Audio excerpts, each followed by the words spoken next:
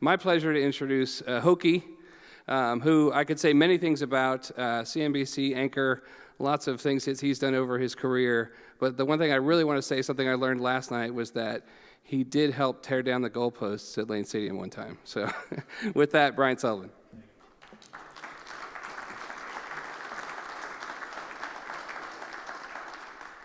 Thank you very much. Appreciate that. Yes, that was a long time ago. Don't judge me. I was young and dumb. But it was a lot of fun, I have to say. And apparently because we were able to tear them down, Virginia Tech invented or helped invent the retractable goalpost, thus saving millions of lives. And welcome, everybody. This is a great conference. And it's so nice to see actual people, Brandy, because one thing I always say to my team, in the digital age, relationships, human relationships, matter more now in the digital age than they did in the past, because it's too easy to default to just digital relationships. I always tell any new member of my team at CNBC, one phone call is worth 50 emails and one handshake is worth 50 phone calls. Get on a plane, get in a car, do what you guys are doing here, have breakfast, have coffee, get to know the actual human beings behind whatever you're doing, especially in technology. And I'm also proud to say that this is pretty cool. I'm by no means an expert, and I'll introduce Brendan in a second in what Brendan's going to talk about, but I am proud to be a part of. My freshman class here was the first, as I understand it, the first university freshman class anywhere in America to require every incoming freshman to own a computer. So everyone had to buy a computer. Before, they were owned only by like the 6 richest kids on campus. So we got a choice between an IBM Pizza Box and an early Mac, and they had T1 lines in our dorm room. So I felt like Virginia Tech has sort of, for lack of a better term, helped develop the architecture to build out and do great things in computer science, obviously with Block.one, Dan Larimer here in Blocksburg. And now our featured guest, Brendan Blumer, who I learned is from Iowa. He spends most of his time in Hong Kong and the other 50% of the time on an airplane. And which is what you have to do when you are a 33-year-old entrepreneur and CEO of not only, I think it's fair to say, Brendan, a growing company, growing also your architecture, but a growing industry. And I'm old enough to remember when Linux was sort of new-ish, and we all tried to figure out what it was, and there were people that knew it, and it was hard to explain. I feel like sometimes the blockchain world is that way. It can be a little smarter than you, right? But there are practical applications for it. Tell us a little bit about Block.one, what you guys are trying to do, and more importantly, where you see the industry headed. That's great, thank you. So Block.one, as everybody, or some people may know here, has been around for a couple years now. We're really focused on taking blockchain and expanding the use cases on what it can do. Everyone probably knows that the first implementation of blockchain was Bitcoin. And while Bitcoin was architected exactly for its use case, as a store of value, as a settlement layer store of value, if you want to expand beyond that to transactions that aren't as of high value as big monetary sums, you need to rectify a few of the issues that are inherent with blockchain technology. And those really came down to 3 things. We needed to make it more scalable, we needed to make it faster, and we needed to make it cheaper. And that's what led me to my CTO, my business partner, Dan Larimer. He had been the inventor of a protocol called delegated proof of stake. That was really focused. It's an alternative to proof of work, okay. But basically it's just how the blockchain reaches consensus and puts things on the blockchain. On the ledger. On the ledger, yes. And so ultimately, I was attracted to some of the work that he was doing there, and we actually met for the first time here in these conference rooms in Blocksburg, Virginia. And this is actually where we were talking a little bit earlier, where EOS.io was actually conceived and designed for several months while we were meeting back and forth. But really trying to focus on those 3 things. And what that does is it allows blockchain transactions to start to apply to things beyond high-value financial transactions. So if we want to move to a world where we put every timestamp and every entry into databases on a blockchain-based ledger, we really needed to tackle those. And while we've made huge headway there, we've gotten block times down to 1 second, we've gotten transaction costs down to minimal, and a single blockchain now can reach single-threaded throughput of up to 10,000 transactions a second or so, continually improving. There's more work to be done.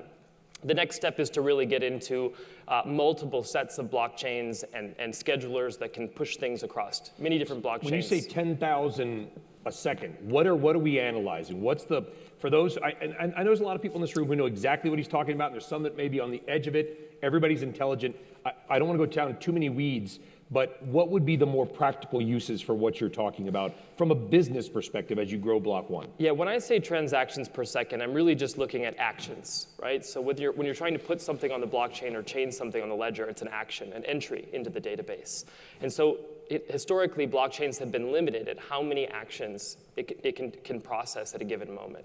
And so we're continuing to, we call that single-threaded throughput, right? And we're continuing to increase those. But at the same time, we're also looking at how we scale on a near infinite level horizontally by scheduling things across multiple blockchains and allowing for real horizontal scalability that enterprises require to truly adopt blockchain as part of their technology stack. You know, you watch commercials now, and from a business journalist perspective, it reminds me of, you know, sort of whenever there's a hot new technology, and I understand blockchain is actually not that new, but every company's trying to latch onto it, right? You know, any technology, we're blockchain, and, you know, because they want to say, they want to be involved in this nation world and sort of this upbringing, if you will. Do most big companies get it? I think a growing number of big companies do. I think one of the initial approaches that, or interpretations large organizations had of blockchain, well, we can do that faster and cheaper, right? And they failed to recognize the social movement that blockchain was creating. And what I believe is really happening here is because we were able to create an ultra-secure and ultra-transparent and therefore auditable ledger, right? It's starting to transform what consumers expect in terms of best practices for business models, right? So we live in a world where right now we can see what Facebook shows us. We can see our news feed. We know there's algorithms back there. We know they're taking our data and they're using it to serve us ads. We have a general premise of what's going on, right? But we can't see anything below the surface. All the databases and all the logic that impacts everything that we see and do is hidden from us. Well, they don't want you to see it. Of course, of course. But I believe that over time, blockchain is going to change that. And they're going to change that through a consumer-led demand that people show us what's below the surface. We now want to see what they're doing with our data, how they're serving us ads, who's paying for it. That's a big wall you're trying to knock down. Yes, and just as the internet came in and started to disrupt the establishment that existed back then, you'll have few people that will adapt, but you'll have more people that will emerge, right? And start to throw out better solutions that over time garner more trust with their consumers and give more functionality to their consumers and ultimately lead to that transformation. But you're dealing with deeply embedded corporations with long hierarchies, hundreds, tens or hundreds of thousands of employees. Absolutely. Trying to change their thinking. Or at least adjust their thinking, or bring in a new way to think. What are you trying to do? Well, if you look back at the Harvard Business Review wrote a really great article that said blockchain is not a disruptive technology, it's a foundational technology, meaning that it's not going to come in and transform everything in 2 to 3 years. It's fundamentally a new building block that we can use to create alternative systems. I always say that we've been building with straw and hay, and now we have concrete. And if you want to build skyscrapers, right, the first one's going to be leaky, it's going to be a little bit ugly, but eventually, if you want to build big things, you need to use cement, right? So I believe that this is going to take time. I don't believe this is something that's going to happen immediately. And ultimately, I think it's going to come down to the organization on an independent basis, their willingness to embrace these new technologies and change and risk. The reality is when you get into all these big businesses, they have different risk profiles. Some don't even have mandate to take big risk. And those are going to be the ones that are going to come in later, and they're going to be dealing with change after the fact and collecting whatever market share they have left. But I do think that the majority of the innovation is going to come from emergent companies the same way that the internet transformed our economic landscape. Most of the big tech companies, just list them out in the FANG, the largest tech companies in the world, they didn't exist before, right? It wasn't print and publishers that emerged into social media, right? It was new people that were embracing the technology and had high appetite for risk to take real change because they had nothing to lose.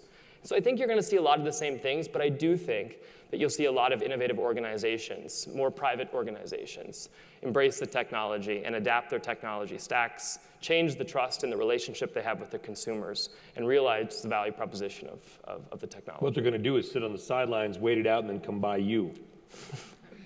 We'll see. Is that the long term? If we're willing to sell. Yeah, but I mean, would that be the longer term plan? We're a very values-driven organization, so I think that everything would have to be assessed based off of what the plan was and whether we saw opportunistic synergy in order to reach our mission. I guess what I struggle with, Brendan, is that, just from my perch, looking at companies, talking about companies, I hear the words decentralized. You hear that with blockchain all the time, and yet I hear security. And for me, and I think probably for a lot of larger corporations, or even mid-sized corporations, they would have trouble sort of joining. When I hear decentralized, I don't think it's more secure. I think it's more Wild West. Yeah, that's a great analogy. Decentralized is I have a weird relationship with that word because I understand what a lot of people mean, but we all define it very differently. And one of the things you see is, even with our own community, everyone's, some people say Bitcoin's centralized by miners that control the hash power. People say EOS or Ethereum. Everyone's centralized from a different attack vector. The decentralized movement can be applied to all different sorts of things. You can look at decentralization on a geography basis. Mm-hmm. You can look at it on a beneficial interest basis. And you can look at it on a control basis. And so everyone has this different definition of it. And I've tried to move away from that term as a whole and really start talking about different forms of specific governance, right? Because anything that changes has to have a control group that makes those changes. And I think there is a growing movement to try and disperse that control out through society so that there's more checks and balances, but there's no one size fits all. There is no definition of decentralization. What we're trying to do is create networks or systems or organizations that better represent all of us through better, more sophisticated, and more balanced forms of governance. But you've got all these different people and organizations, entities around the world, each with a community. You hear that term a lot around Bitcoin, blockchain, Ethereum, everything. But yet they may have different goals. And so it's hard to sort of tie. Some point you get to a point where there's going to be some natural conflict in the building of an industry, which is what you guys are part of. Absolutely, absolutely. And when we get into Block.one and the role we play in that whole, specifically on a governance side, we spend our days building the underlying technology, EOS.io. This is technology that has been applied through many different blockchains. And to be quite honest, a lot of our competitors have used different forms of Dan's delegated proof of stake innovations. So if you look at the top 10 or top 20 public blockchains, there's a lot of them that came from the technology that Dan or EOS had evolved on. And so what we really do is we focus on that underlying technology. We've played a very backseat role in governance, and that has been a choice that we've made because we don't want to get behind and endorse one specific form. And there's tons of blockchains, public and private, that use our technology. And we don't say or even allude to presume that there's one way to do things. We believe that there's going to be different forms of governance for different types of use cases. And ultimately, we see a world where organizations get involved in their blockchain technology. They spin up their own blockchains in a lot of cases and define their own governance, working backwards from the specific objectives of their organization. You said you had a complicated relationship with the word decentralized. I think, from my perspective, I don't like the term disrupt. It's overused. Everybody, two guys trying to disrupt the underwear industry. Every radio commercial, right? We found a better way to comb your hair, so we started. Now we're worth $1 billion. The car disrupted the horse. I mean, everything is always just being disrupted. Absolutely. Or displaced. That's the history of humanity.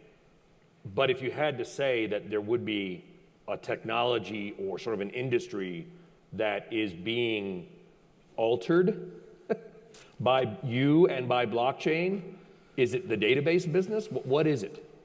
Well, yes. Who should be scared? Okay. Besides me for asking questions on things I know very little about. That's a complicated answer, and I don't want to give an answer that's too oversimplified, but blockchain is just an alternative database. in terms of who should be scared, I think everyone that uses database should be constantly looking at what is the function our database serves, what are the inherent traits or value propositions of blockchain, and how can we benefit from those, right? Everyone should be doing that, and everyone should be at that stage now, and I think we'll get there soon. When you talk about who should be scared, I think what you really talk about, what's the low-hanging fruit? What are the first dominoes that fall in this revolution, right? And that's a trickier question. It really comes down to, it's not as simple as it's this or that. It really comes down to what entrepreneurs emerge in your territory, right? And start to challenge your incumbent model. I think that outside of finance, which blockchain has revolutionary impacts on, you can speak a lot about that. I think when you get into large technology networks, right, things that rely on their user base to drive the value, pieces of code that are worth nearly $1 trillion because people choose to use them. I think that those are really need to understand not just the blockchain technology stack, but the social movement behind tokenization, right? And this idea that users should be a bigger beneficiary of the output of those platforms, right? And want to be involved in the creation of its success. I do believe in a world where everything becomes, over time, has a tokenized element to it. We all know those. Really, everything. Let me give you an example. When I say everything, I mean broad. I mean, they're not everything, but everything could. So if you think of those people that run into a new clothing brand, right? Because it's very early stage, it's niche, and then once everyone's moved in, they're off to the next underground activity because their DNA is discovery, right? And evangelism of new products and things that they think are either cool or add value to society. I think that if you start to tokenize those types of components, you create fundamentally more competitive business models. What if in the early stages, the back of your tag had a private key that gave you tokens that allowed you to have some type of beneficial upside, whether through utility or value, security or this or that? Put that aside. But that type of business model turns your user base, right, into your marketing team, turns your user base into your beneficiaries, right? And so if you can start to create those types of models, what we're seeing is things are going from 0 to 10, right, in a fraction of the time, because the virality of bringing your community into your growth is just something that's difficult to compete with when those things exist. Is this only, though, an industry right now, and obviously you're trying to change that with EOS, IO, and everything, that is too expensive for most organizations, especially small and mid-sized ones, to implement? That's a good question. Most of the expense of these initiatives come through the time, complexity, and legal costs of venturing into territory that there isn't clear frameworks around. So if you look at a company like Block.one that was doing something innovative when we started designing the EOS-IO network, we raised we raised the capital to build the product prior to even building the business model. We went out and we spent 60% of our entire budget on legal fees to figure out exactly how to enter the market in the best ways possible. 60% of your budget was spent on legal fees? Yes, because we had to get legal opinions in every jurisdiction because you're creating global networks, right? And you're selling products to people all around the world. And you want to make sure that you're operating in best practices. And unlike other industries that have very clear frameworks around them, right? You have to really work backwards and do your best job. And then after you go to these lawyers and you get legal opinions in every jurisdiction possible, right? And you have your clear bill of health, you're still held accountable even if they're wrong. So the point is that this is just a byproduct of emerging industries. But as we continue, and this is happening now, as you continue to flesh out rules and regulations around these industries, how we should interact with tokens. See, one of the things about tokens is that they're just a unit of account. It's just an Excel spreadsheet. So you can't use a one-size-fits-all model to these things. Tokens will be tickets, digital goods. I come from an industry of selling virtual assets inside of big online video games. So when we built EOS, we used that model. We created a sale and purchase agreement, and we sold a digital good, right? But understanding how those types of things interact with different organizations and building mature frameworks, which regulators are working hard to do. And everyone's at different stages, and there's really good discussion going on, and everyone's operating with the best of intentions. But that's going to make it a lot easier and therefore cheaper for companies to move into the space and deploy things knowing that they're doing it the way that the government wants you to do it, the regulators want you to do it, and that they're in compliance with various different jurisdictions. Well, we have the regulator, by the way, Hester Peirce over here, and you guys good, by the way? Everything okay? $24 million settlement. No, we don't need to keep you separated, do we? Hester, everything okay? No comment. She's the next panel. We'll get her to comment, hopefully. But isn't this? I think this is such a great sort of. I'll spin my chair a little bit. There we go. Hi, everybody. I think it's such a great story because here you are, this young industry, this, trying to I don't say disrupt, I almost said it, trying to do all these new things, and yet you still have to do what every business in the world has had to do forever, which is go through these law firms, which is, I have a law degree, I do not practice, but I have a lot of friends who do, and I mean this with respect to them. They can be slow, they can be plodding. When billable hours are involved, they can be even slower. And you've got to go through these sort of old-fashioned ways, in some ways, to get to where you want to be. When you sat down with these attorneys, and again, I'm not knocking any attorneys, this is such a new industry, I don't know if even the case law is there. Did they understand what you were talking about? Well, I hope so. We spend a They lot understood the bill. Yeah. We spend a lot of time educating them on what they're using, what we're using these tokens for, how we're planning to distribute them, the jurisdictions we're including, the methods we're using to contain the sale into various different jurisdictions, and then they go back and refer to what exists and tries to map out a road that we can use, and then we take their advice and we implement it as such. But this is just the organic process. Yes, it's more expensive in the early days, but there's also opportunity there. So I think that this is just, we're at the tail end. I really am optimistic that, as an organization like Block.one, for us, it's just more about understanding the rules than it is really arguing about what they are. Are there rules? Do the rules exist? They're materializing, and there is more guidance today than there is yesterday, and it continues to evolve. Sometimes there's steps backwards, and sometimes there's steps forward, but as a whole, there is a much better understanding. As we move into our next product voice, right? There's a much better way, or much more clear, from all the different guidance that everyone from the SEC to other regulators have put out, we have a better understanding of what we need to do. And now there's a little bit more open communication with regulators. They're starting to get involved in the space. So you can even go to them and say, listen, we want to do this, and then get their feedback prior to pushing something forth. And that's something that obviously Block.one's committed to doing, cool.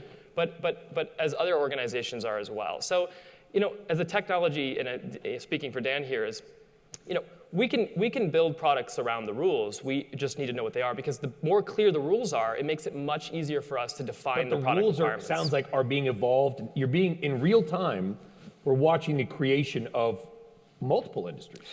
Yeah, and on a government by government basis, the process of developing those rules are different. America is a very consensus-driven government in itself. There isn't any one person controlling everything at the top, right? It's piece by piece, and everyone has a very specific piece they're looking at. And there's good, open, healthy debate amongst them to do it. Now, what other countries, to be quite honest, operate a little differently sometimes. They can just come out and all of a sudden, boom, these are the rules, it's done, right? Because there's a little bit different way of actually building those rules and implementing them. So one of the, you could call it a strength, a weakness, but also is America's a very democratic organization. So sometimes things take a little bit longer. But it's good. That's one of the reasons we're the place to do business, because we have strong contract law. Agreed. Consensus gets built. I have a guy I know who still goes to Venezuela and does business. Literally brings a suitcase of $1 million in cash to have lunch. That's a true story, because money's worthless. I mean, literally, you just might as well use it as wallpaper. It's, and I think when you talk about governments, one thing about the Bitcoin side in particular, maybe not blockchain, but the Bitcoin use has been, what you hear is, man, it's, Bitcoin's great for Zimbabwe, Venezuela, Cuba, where the economies are collapsed, fiat currencies have zero real value, inflation's out of control, but they wouldn't be useful for a stable US dollar. Yeah, well, so that's a great, talking about fiat for a moment, I really just don't think that cryptocurrencies are really infringing or going to compete directly with fiat currencies. I think they compete more with things like gold, and I believe that Bitcoin is a new generation gold, to be quite honest. Thank you. When you really get into it, fiat currencies are built for local spending, right? They're built for local payments. They're built for everything. I mean, if we look at any type of investable asset, people always say one of the criticisms of Bitcoin is, what are you spending it on? Where can I actually use it? Well, that's a great question. Where do you spend gold? And even if I give you the opportunity to spend your gold or your Facebook stock or any other asset you use to store value, would you? No. The answer is no, right? Because the law is not built for it. So every time, if you have an adjustable asset, whether it's the proposed Libra or it's Bitcoin or it's gold, right? Every time I made a payment in the United States, I'd have to do a calculation as to my losses and gains versus the US dollar, and it would be a tax nightmare, right? So what we do is we use fiat currencies for local spending, and we move assets from our stores of value to fiat, and then we keep what we need there. I don't believe that fiat in some countries are better than other. The U.S. enjoys the benefits of having a stable dollar that is well recognized, and people do hold it as a store of value. But a lot of other countries have struggled with that. So I think that Bitcoin is more in a competition of things like gold, and I think that cryptocurrencies as a whole will start to reinvent business models in lots of ways and be other types of accounting. But I just don't see independently issued currencies, non-governmental currencies, really competing with government-issued currencies. I knew I liked you because I've been, just from my little perch, I will not call them cryptocurrencies. Now, CNBC, cryptocurrencies, our webpage says cryptocurrencies, so I'm not knocking my organization either, but as a former commodities trader years and years ago, I don't want to say it's a commodity, but it's certainly not a currency, because if it is, it's a very bad currency. And I know I'm trying to swim upstream on that, calling it crypto commodities or just cryptos, because I love your point. I mean, if you have a $10,000 car and Bitcoin's worth $10,000, and I have one Bitcoin, why would I pay you for that in Bitcoin? Tomorrow it could be worth $14,000, in which case I'm angry, or it could be worth $5,000, in which case you're angry because you got rooked. So where do you see the Bitcoin, which is the most talked about side of sort of your architecture business?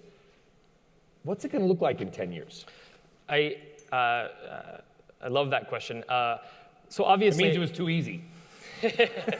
I obviously am a big believer in Bitcoin, and I think that while I believe in technological solutions like EOSIA, which are more environmentally friendly and are cheaper and much faster, Bitcoin has reached a critical mass of awareness, right, and liquidity that is just a bigger value proposition than any incremental technology differentiation. And for its purpose as a store of value, right, it suffices. And so I believe wholeheartedly that Bitcoin has really won that holy grail of store of value, because the critical mass around it is just a massive value proposition as a whole. So I believe very much in Bitcoin. Has Bitcoin won the crypto war, if you will? So like I said, I see them as apples and oranges. So it's just in terms of if you say the war of the gold standard of store of value, I definitely think that Bitcoin, as I mentioned, its value proposition of ubiquitous awareness and underlying liquidity is so great that you can't improve its technology stack to better compete with it for that use case. But I think that I don't think Bitcoin's even trying. When you get into other types of use cases, it's going to be other platforms that realize those smart contract benefits and various other types of product-driven tokens. We used to operate around the constraints of currencies to build our business models. Now we're incorporating them into the product design, right? And so we can actually build things very specific. When you look at something like voice, what we're doing, we're saying, well, how do we give more value and utility back to users? The output of a platform like Facebook is really just visibility. They create a huge amount of of critical mass users, and then what do they sell? They sell attention, right? Well, what if we gave that attention back to the users themselves through tokens, right? As they engage with content and create it, and like others, we said this token represents attention, and you can move things up the post with that token, right? And so what that does is it starts to lower the take of organizations like Facebook and give it back to the influencers that are really building the value, right? And so that's the kind of thing where you would never be able to build that on the Bitcoin blockchain. It takes something fast, scalable, and cheap, as we talked about earlier. But good intentions are often, I'm old enough to remember anybody here remember the internet bubble? I'm joking, I'm not that old, but to watch it, a lot of great companies, many of whom still exist, by the way, a lot of great companies were hurt by too many companies, a bubble, literally a bubble, a frenzy, fraud, companies. And I felt like at one point 2 years ago, at sort of the peak of the Bitcoin, when we're talking about it, it's probably not cool anymore. You guys are the one that created the bubble. We are? Me? The media in general. Oh, now we're at the blame the media part of the panel. Well, what happened was, and like any market, right? And I'm not, but the I've heard point a lot is, worse, Brendan. it really entered mainstream media. And what happened was overnight, it was on every news channel, every day, for 24 hours a day. Yes, it was. For an entire year. And what that did, anyone that understands order books, is there was so much new blood and interest coming into the ecosystem that the sell market couldn't keep up. So everyone raced to exchanges. I mean, I don't remember which media, but there's a thing on social media where they show one of the media outlets saying, here's how to buy Ripple, and it shows the Ripple price at $4. A week later, here's how to sell Ripple, and it was at $1, right? And so it was literally creating these huge public on-ramps to the whole ecosystem in such a short period of time that the sell supply couldn't reach the demand. And what you had was this... But it was a get-rich-quick... I felt like I was the only... I needed Sully coin. I mean, everybody had a coin, right? I mean, there was so many... I don't want to name them because I'm not trying to, sort of, for lack of a better term, crap on anybody. But at the same time, it's like there was a frenzy. Yes, did we probably contribute to it? Because we covered it, yes. But when something's going up $1,000 a day in value, you can't not expect people to sort of get involved. I mean, trust me, I've been here before. Absolutely. 1999, literally taxi drivers, you're in a taxi, they recognize me because I was the NASDAQ guy. I was the one talking about these stocks, going up $30 every day. An analyst would come out and upgrade the stock. It would literally rise $100 a share. Yeah. I mean, and I felt that same thing.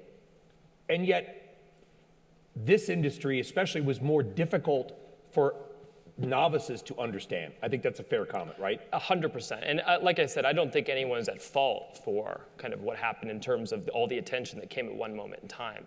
But media was the conduit which created huge amounts of awareness very quickly. And a lot of people rushed in to join in the ecosystem. And it was just some supply and demand issue, like you have with anything in the world. But ultimately, when you look at the internet bubble and then the crash of the internet bubble, what it does is it sows the seeds of innovation, right? And that's exactly what happened last year. So having been in the space for the last 5 years, you saw a lot of interest in Spike. Mm-hmm. You saw an unfortunate adjustment that was pretty much inevitable because of the amount of awareness that came in. But now you have the remnants of that interest and an understanding of an industry and real adoption happening on the enterprise level. There has never been real in adoption and in integration of the whole ecosystem like there is today, whether it's Fidelity starting to incorporate digital assets into their offering of other people, whether it's the New York Stock Exchange releasing their first cryptocurrencies exchange-backed, right? You hear about every organization now with some type of initiative, whether it's public or private, that is starting to get into the space. When Coinbase CEO comes out, and he's been tweeting recently that a year ago it was, will institutions ever be part of this? Now it's $300 to $500 a month coming in with new institutional dollars to start to buy these digital assets. And that's a response to the demand of their customers. So real adoption is happening today. And I think that the actual industry as a whole is as healthy of a place as I've ever seen it. Is it? Because, everybody here, I'm sure, knows a realtor, right? Like they either, maybe they are one themselves. And in the housing markets, when they get hot, realtors in this room or people that know realtors will nod their head. You get a lot of people that suddenly decide to become realtors. And somebody who's been in the business, my brother-in-law is a realtor in Maryland, he's been in the business 15, 20 years. That's his job for life, and he enjoys it. And then all these people come in that are new, and they try to, get a piece of the action.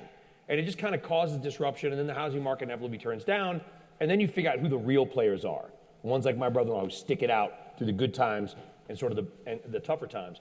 Where are we in that cycle now from an industry? Because IDC says that the blockchain industry is going to grow at a compounded annual growth rate of 75% a year for the next 5 years. IDC is a great company, and I respect their work immensely, but that's a big number. Yeah, I think that's a conservative estimate. Obviously you're speaking to a very biased party here, but one of the things that's I tweeted once, I said, people get into Bitcoin because they understand one element of its value proposition, and they stay in Bitcoin because they understand the depth of what it actually is. And when you really get into blockchain technology, at first you understand, it's a secure database. And then you're like, this is a transparent and auditable and immutable ledger, right? Well, what's the implications of that? That means that now we can have a degree of trust in these databases that we never could in the past. And you can start to really create new business models which align yourself, the organization, with your audience. One of the things that we looked at with Voice is we said, we don't want to just use tokenization. We want to create alignment between the company and our user base, right? And by spreading the attention that social networks create with our users, and then us taking a portion of that as well, and being completely transparent throughout the whole tech stack, so everyone can see every algorithm that we use, right? And how things appear in their feed and who's paying for it. What it does is it says, guess what? Here's our revenue stream. It's transparent. It's aligned with yours, right? And ultimately, what we're really doing is creating aligned business models where we're not incentivized to extract as much information as possible and then dismember it and sell it off at an ever-growing pace that just continues to pull these things. We get in the same horse together and we say, guess what? We're not going to try to be a trillion-dollar company, right? Mm-hmm. We're going to try to be a much smaller one, but you're going to have transparency on how we monetize our take, right? And how we use your data. And when your data is value, you're the one that's reaping the rewards, not an organization that's just constantly incentivized to extract. Now, there's people in here that are sort of like the Jekyll Island Fed folks, and that'll disagree fundamentally with the statement that I'm going to say, but money is finite, okay, theoretically. Okay, I get people are, well, they can print as much as, yes, I understand that. But generally, when an industry grows, it's because another industry is shrinking. The money is transferred. You buy my house, we transfer the asset. What assets are going to be transferred? Where's the money, the new money, the 75% growth rate that you think is conservative? Where's that growth, the capital, coming from? Well, I think that you have to, if you apply that same question to the internet, it's a very complicated answer. I think at the stage we're at now, and probably the stuff that they're referring to is, we're in the R&D stage. So right now, organizations have realized that there's an alternative way to do things, and they need to start outlaying capital to enterprise groups like IBM and various people providing solutions to put your organization or to incorporate blockchain into your technology stack. And I think that industry is going to be explosive. I think 75% is conservative in terms of you looking at the real dollars at the bottom line of organizations outlaying capital expenditure just to future-proof their organization going forward. So I think that we're very much in the era of understanding, right? And that represents all the research and development that's going to go into understanding what they can do with these types of technologies. And then when you get into the actual application, right, of the technologies through various business models, you're going to see them specifically eat out of the current market share of their verticals. Because this is probably a question for Commissioner Peirce, and I'm sure I'll ask her the same. Companies would love to tell you as little as possible about their business as they can get away with. Is that a fair statement? Nodding her head. Good. Got one right. And you're talking about blockchain as being this, you hear the word transparency all the time. Companies don't like transparency. Yeah, and one of the great things about blockchain is you can really customize what you show. I think that the transparency is not going to come from an organization waking up every day and say, hey, let's show them everything we do all day. It's going to come from other emergent competitors that are willing to show more of their technology stack, and then the adoption that's stimulated from that type of behavior. As we move in that direction, it's going to become a part of best practices to behave that way and to show more. I mean, this whole world is moving to an ever more transparent world, right?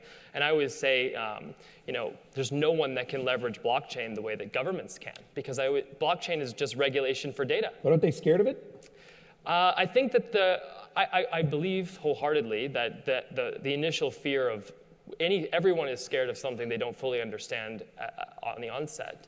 But I do think that there's a growing amount of awareness within our institutions and governments about what this technology is and what it can do. It wasn't just, I think, 2 weeks that China came out and on their evening news and said, this is great technology, we need to adopt it as a whole.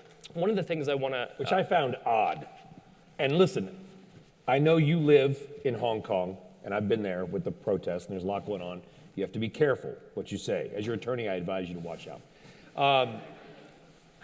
I found that a little disingenuous by Xi Jinping, the Chinese premier, as a country that tries in some ways to not control its currency, but by pegging it to the dollar in a range, they are artificially sort of controlling where their currency trades, frustrating a lot of free traders. I think would China be a good partner?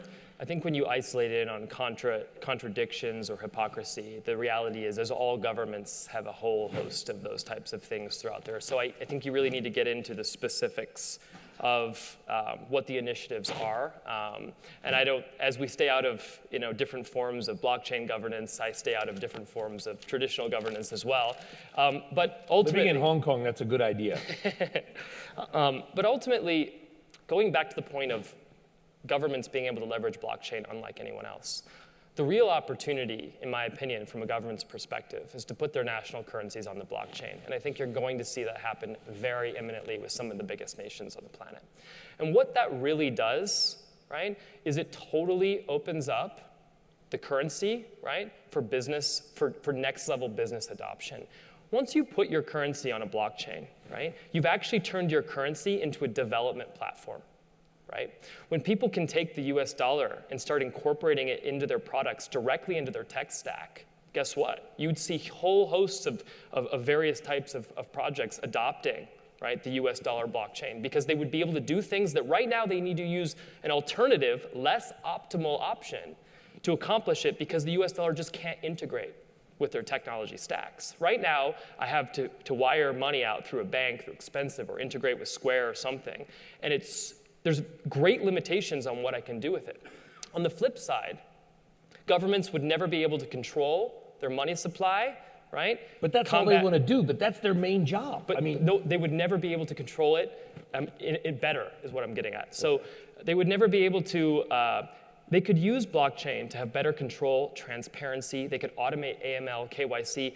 A blockchain dollar, I can trace back to every single owner that's ever been there. I can see its entire course. Right now, we live in a financial system where things can go off-grid, and then they can come back on-grid. And all of our combat and effort goes into, well, when it's off our grid system, what's happening to it, right? Were people using it for illicit purposes? Where did you get that money? It can't get back into the banking system. We have to put these huge manual processes in place to make sure that people aren't involved in illicit activity. When you put everything on the blockchain, you get an unprecedented degree of transparency. Things like tax law could be coded into the dollar itself, right? Can you imagine programming, right, the entire tax law? It would mean that not only would the US or any other organization have better control over their money supply, more transparency, less fraud, right? But it would give more clear rules to the users on how to actually use it properly. So the opportunity, and this will happen. I'm not saying which country. So? I know so. I'm not saying which country will happen first. I'm not saying they will all there. But there are several countries, right, that are already moving very much in this direction at a very quick speed. And the first groups to do so, right, are going to get the benefit of all the developers building with blockchain technology, integrating with their currencies, because now the functionality they want, their currency supports. And so this is one of the biggest opportunities, in my opinion, in terms of governments and how they interact with blockchain. So we initially had thought about audience Q&A, but Brendan adjusted his schedule for us this morning, so we're going to we had some pre-submitted questions. You can see the very fancy way that are you ready? Here we go. Let's see if I can read this. And then we'll wrap it up here and get ready for Commissioner Peirce. What do you think you'll be remembered for in 20 years? Oh, goodness. You're 33 years old. You're from Iowa. Well, my hope is that what we as an organization are remembered for is having expanded the use case of blockchain technology and been good custodians for its development. We are an organization that doesn't, when this industry first emerged, there was a lot of, just the same way the internet, it was a lot of more radical free thinkers that represented the industry as a whole. But as you move into systemic adoption, you generally get a much more balanced view. And I'm more in that boat. I believe that part of our job, in addition to creating the technology itself, is finding that healthy middle ground that meets the constraints of all parties involved. That's regulators, that's governments, that's big business, and that's entrepreneurs, right? And so it's that intersection which is so important and where the real value proposition is. So we spend a lot of time, right?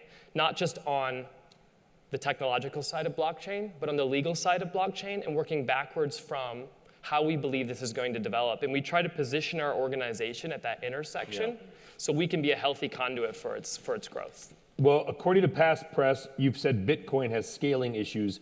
Doesn't EOS.io? Yeah. That's a great question. So EOS.io is an open source protocol, and when you look at one blockchain in particular, when you spin it up, yes, it has scaling limitations the same way a computer has single-threaded throughput limitations. The next step, and EOS.io was built to be fundamentally asynchronous in nature, meaning that you can start to put out multiple blockchains and schedule actions across all of them and still get a deterministic output, meaning you can really horizontally scale. Now, these are huge undertakings, and our organization is trying to move there as quickly as possible. But you don't start going parallel until you've really maximized the single-threaded throughput of a machine. And so that has been our initiative so far, is make one single chain as fast as it possibly can be, right?